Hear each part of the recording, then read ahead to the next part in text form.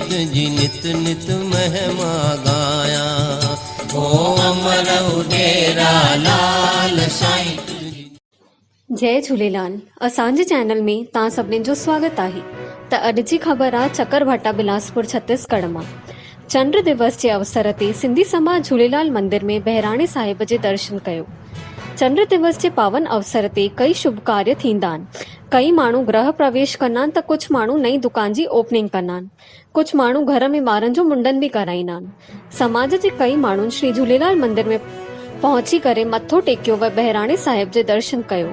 श्री झूलेलाल मंदिर झूलेलाल नगर चकरभाटा जा संत साईं लालदास जी ने सोशल मीडिया जे माध्यम सां भक्तजन सां चयो कि शाम जो सभु पंहिंजे पंहिंजे घर में 5 ॾीआ जलाइनि, भगवान झूलेलाल जी आरती कनि, अखो पालीनि, पल्लो पाइनि, अरदास कनि, देश जी उन्नतीअ लाइ, आपसी भाईचारे लाइ प्रार्थना कनि। सिंधी समाज जा कई माण्हू शाम जो मिठी थायरी ठाहे करे दीपक जलाए करे नदी तालाब में पहुची करे दीपक खे नदीअ में प्रवाहित कयो। अखो विधो वियो, मिठी तयारी विझी वई, अरदास कई वई व पंहिंजे पंहिंजे घरनि में भगवान झूलेलाल जी आरती गाई वई, अरदास कई वई। उन खां पोइ प्रसाद बि वितरण कयो वियो। नदीअ मां आयल हुयो जल खे घर में छिड़काव कयो वियो।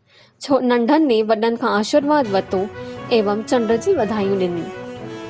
त अॻिते जी ख़बरूं ॿुधण लाइ जुड़ियल हुजो असांजे चैनल सां ऐं वधीक खां वधीक लाइक कयो, शेयर कयो ऐं सब्सक्राइब कयो। जय झूलेलाल। में जोत जगाइण वाला सिंधी